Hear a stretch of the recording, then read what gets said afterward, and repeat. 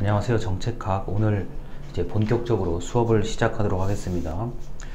다행히 소감을 남겨주신 걸 보니까 뭐 특별히 어려움이 없을 것 같다는 느낌이 들었다, 이렇게 말씀을 하시더라고요. 자, 그래서 정책의 의미, 오늘은 정책이란 무엇인가 개념에 대해서 설명을 드리도록 하겠습니다. 그 교재하고요, 교재 이렇게 된 교재하고 강의 자료를 같이 보시면 더 좋습니다. 자, 오늘 굉장히 쉬운 내용이에요. 굉장히 쉬운 내용이라서 제가 이런저런 사례를 많이 들어드릴게요. 15쪽에 맨 아래에서 5번째 줄입니다. 자, 정책이라는 단어는 그리스어, 라틴어로부터 시작되었다. 그리스의 폴리스, 자, 폴리스는 도시로 이루어진 국가를 얘기하는 거고요. 라틴어의 폴리티아, 자, 폴리라고 하면 지점을 얘기하는 거고요. 기둥 같은 걸 생각하시면 됩니다. 우리가 낚시라든가 어떤 걸 할 때 보면 이렇게 뭔가를 꼽는 거 있잖아요. 그게 폴이라고 얘기를 하거든요. 기둥이라고 얘기하면 되고, 또는 폴이라는 영어 단어의 그 접두사라고 합니다. 앞에 붙는 접두사는 고정되어 있다는 의미입니다. 그리고 TIA라고 하는 거는 땅이 좀 번진다, 땅이 커져간다는 의미가 TIA라고 얘기하거든요. 자, 빛, 우리가 이제 햇빛 같은 거, 태양빛이 번져나간다라는 개념보다는 이 TIA라는 건 땅이 커진다는 얘기입니다. 자, 그래서 이제 국가라는 의미로 바뀌었고, 자, 이 정책이라는 단어는, 자, 서양의 중세 시대에는 이제 정부, 행정을 뜻하는 의미로 바뀌었다. 자, 정책의 어원은 정치, 폴리틱스라는 게 있고요. 경찰, 폴리스라는 게 있습니다. 그런데 단어의 모양이 비슷합니다. 자, 기본적으로 이 POL이라는 단어가 그 접두사로 포함이 되면 기둥, 그리고 고정되어 있는 것, 이렇게 생각하시면 돼요. 자, 그래서 이런 어원과 같은데, 자, 이게 정치와 정책을 뜻하는 사실상 유일한 단어라고 볼 수가 있겠습니다.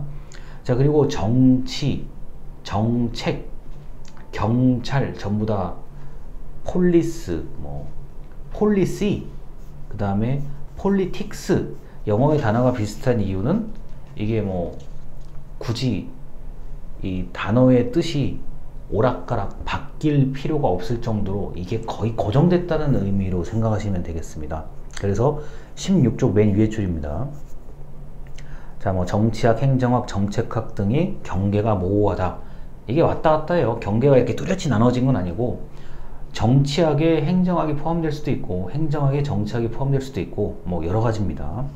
자, 그러다 보니까 16쪽의 위에서 세 번째 줄입니다.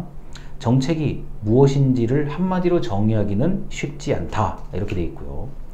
여러 학자들의 이야기들이 있는데 다 생략하고요. 다 생략하고, 자, 16쪽의 중간에 세 번째 문단이 있습니다.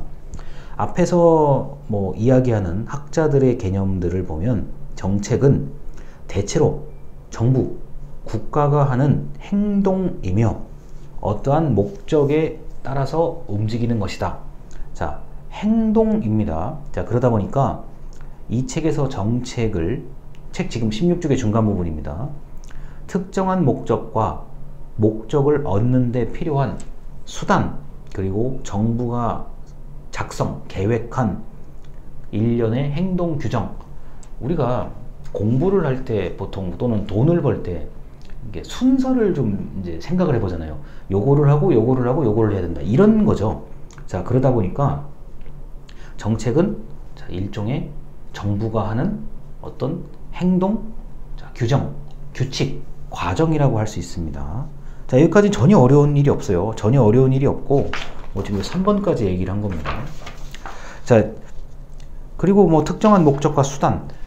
여러분들, 이게 이번 코로나 이것 때문에 너무너무 심각한 일들이 많이 벌어지고, 이제 대학생분들은 답답해서 이제 거의 죽으려고 할 거예요. 제가 잘 알고 있거든요. 자, 그런데 이 정책학을 가르치거나 행정학을 가르치는 제 입장에서는 이게 너무나 뚜렷한 예시들이 많아서 오히려 가르치는 게 편한 면이 있습니다. 자, 특정한 목적. 자, 지금 코로나 이 상황 때문에 많은 국민들이 돈을 못 벌고 있다. 행동하는데 불편하다. 자, 그런 목적을 약간이라도 자, 해소하려면, 없애려고 하면 어떻게 합니까? 작년에는 재난지원금이라는 수단. 자, 그리고 이 영상을 찍는 이제 시점, 요 시점에서 한 며칠 뒤에 국민지원금 신청 기간이거든요. 2020년도에는 재난지원금, 2021년도에는 국민지원금을 가지고, 그러한 수단을 가지고 목적을 요만큼이라도 달성하려는 게 바로 이번 코로나 사태에서, 코로나 상황에서 벌어지는 대표적인 정부의 사례입니다.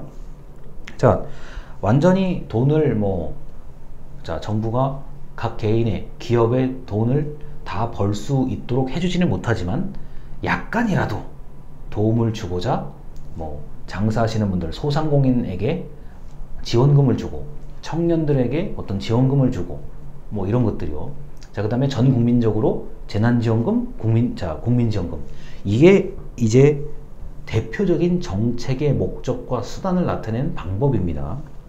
자, 그리고 이렇게 얘기하면 더 얘기할 게 없어요. 사실 오늘 수업에서는요. 이제 이런 예들을 들 건데, 16쪽의 아래에서 6번째 줄에 첫째, 정책은 도달하고자 하는 목적이 있다. 자, 제일 대표적인 게 교육정책입니다. 대학교. 자, 대학교는 여러분들이 입학해서 졸업할 때까지 자, 교육하는 것이 목적인 곳입니다. 자, 그런 그 교육을 잘 해라. 이런 목적을 달성하려면, 이루려면 자, 교육 정책이 나름대로 있는 거죠. 자, 16쪽의 아래서 세 번째 줄입니다. 목적을 달성할 수 있는 수단이 있다. 자, 여러분들을 그 교육하는 방법으로 교육 정책이 여러 가지가 있는데, 이번 코로나 상황 때문에 아주 크게 두 가지 갈래로 갈리죠. 하나, 지금 할 수는 없지만 대면 수업, 대면 교육. 하나, 비대면 교육이죠. 이거 이 이상 어떻게 설명해요? 지금 저는 여러분들에게 비대면 교육인데, 그 여러 가지 수단 중에서 자, 영상을 촬영해서 유튜브를 통해서 여러분들한테 알려주는 교육 방법을 쓰고 있는 거죠. 자, 또 다른 교수님들은 다른 방식으로 한단 말이에요. 수단이에요, 이게 지금. 자, 이 이상 얘기할 거 없고요. 더 이상 넘어갑니다. 자, 17쪽에 위에서 세 번째 줄. 셋째, 정부가 의도적으로 한 것이지 우연은 아니다. 정부가 생각하고 계획해서 목적을 정해놓고 하는 활동을 정책이라고 얘기합니다. 자, 국민지원금, 재난지원금, 교육정책 더 얘기 안 드립니다. 자, 그 다음에 17쪽에 위에서 한 7번째, 8번째 줄이요. 넷째, 정책은 동태적이다. 고정되어 있는 것도 있는데 바뀌는 경우들도 있어요. 그리고 이번 코로나 사태는 심하게 바뀐 거예요. 이거는 정책이 바뀐 것도 있지만 대한민국 사회 전체가 상당히 큰 변화를 가져오고 있는 겁니다. 상당히 큰 변화가 지금 생긴 겁니다. 자, 그 동태적인 거에 대표적인 건 백신이죠. 자, 언제까지 몇 명을 대상으로 백신 접종률을 몇 %까지 하겠다. 근데 어떤 사정이 생겨서 자, 백신 접종률을 언제까지 다시 수정 계획을 세워서 국민들에게 알려주죠. 고정된 게 아니잖아요. 동태적. 계속 바뀌잖아요. 자, 이런 것도 어쩔 수 없는 그런 그 대상일 경우, 정책의 대상이 맨날 바뀌는 경우에는 동태적일 수밖에 없는 거고요. 자, 고정된 정책이라고 하면은 지금 이 영상을 보시는 분들이 아마 기차 또는 전철, 우리가 1호선 전철을 타고 다니시는 분들이 이 영상을 많이 볼 거니까요. 자, 지하철 또는 전철이요. 한번 철로를 만들어 놓으면 굉장히 고정적이에요. 이거는 예를 들어서 오늘은 마음에 안 들어. 자, 내일은 저쪽에다, 이거 불가능해요. 제가 볼 때는 불가능해요. 자, 그렇기 때문에 철도와 관련된 것, 지하철과 전철과 관련된 것은 궤도, 두 개의 레일에 또는 이렇게 하나의 레일, 모노레일이죠. 레일에 고정되어 있는 것에서 움직이는 것은 굉장히 고정적인 정책입니다. 그리고 어떻게 돼요? 이미 말을 했으니까요. 돈이 많이 들어요. 초반에 돈이 굉장히 많이 들고, 시간도 많이 들고, 인력도 많이 들고, 때로는 그거 하나를 위해서 다른 조직을 새로 만들어야 돼요. 아니, 그러니까 철도만 관리하는 조직을 따로 만들어야 될 정도로 관리를 많이 해야 돼요. 자, 그리고 365일 얘는 고정돼 있어요. 눈이 오나 비가 오나 뭐 천둥 뭐 어쩌고 저쩌고 해도 얘는 고정돼 있어요. 그리고 항상 정비하고 수리를 해야 돼요. 어디 이상한 데 없나. 잘못되면 저 기차나 저 지하철은 사고 나면 대형 사고잖아요. 이런 것들은 고정성이 굉장히 강한 것들이요. 근데 이거를 왜? 자, 그럼 교수님 이거 왜 돈 많이 들고 시간 많이 들고 하는데 이걸 왜 이렇게 많이 합니까? 자, 우리가 얻을 수 있는 편익, 이득이 엄청나기 때문이죠. 제가 어렸을 때는 서울에서 부산역까지 새마을호를 타고 가면, 자, 아주 빨리 가면 4시간 40분입니다. 거의 전속력으로 갔을 때 4시간 40분이요. 제 기억으로 제가 89년도, 말도 안 되는 얘기죠. 30년 전에 새마을호를 4,900원인가 5,100원인가 당시 돈입니다. 4,900원인가 5,100원을 타고 갔던 기억이 나요. 자, 무궁화호는 더 느리죠. 지금 없어졌지만 통일호, 녹색으로 되어 있는 거 있어요. 그 다음에 비둘기호, 회색으로 되어 있는 거 있어요. 너무너무 느립니다. 지금 타면 속 터져서 못 가요. 그런데도 불구하고 수많은 사람들이 그걸 타고 자 다녔단 말이에요. 얻을 수 있는 이득이 엄청나기 때문입니다. 자, 말씀드렸고요. 다섯째, 정책은 갈등을 가지고 있다. 자, 정책은 갈등을 가지고 있기 때문에 뭐 어떤 분들은 이렇게도 얘기를 합니다. 17쪽이에요. 다섯째, 정책은 갈등을 가지고 있는 경우가 많다. 모든 국민에게 혜택을 주는 정책은 극히 드문데 정책은 누가 무엇을 가질 것인지에 대한 투쟁의 결과다. 예, 좋은 말입니다. 왜 저 사람은 더 주고 나는 덜 줘? 자, 이런 경우가 있죠. 야, 왜 저쪽은 더 많이 주고 이쪽은 더 적게 주느냐? 이게 바로 투쟁의 결과, 갈등과 협상의 결과라고 할 수 있죠. 뭐 그래서 얘기를 드릴 게 없어요. 너무 쉬워요. 지금까지 얘기들은요. 자, 그리고 18쪽과 19쪽까지 얘기인데 특별히 뭐 제가 여기 책에서는 드릴 말씀이 없고 요 6번하고 7번만 얘기하고 일단 영상 끝입니다. 자, 우리 생활 거의 모든 부분에 연결된다. 자, 다시요. 재난지원금, 국민지원금, 교육정책, 그 다음에 철도. 뭐 여기에 영향을 안 받는 분들은 우리나라에 거의 없어요. 제가 볼 때는요. 자, 그리고 정책이 가장 커요.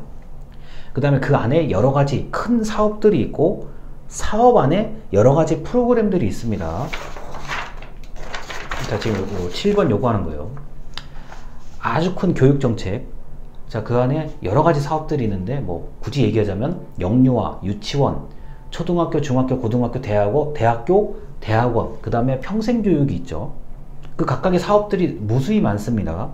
자, 그리고 대학교 안에서는 또 대학교 안에 무슨 나름대로의 또 사업들이 있어요. 자, 그렇게 프로그램이 있습니다. 그래서 정책, 사업, 그 다음에 권해, 프로그램 이렇게 생각하시면 되겠습니다. 일단 영상 여기까지입니다. 감사합니다.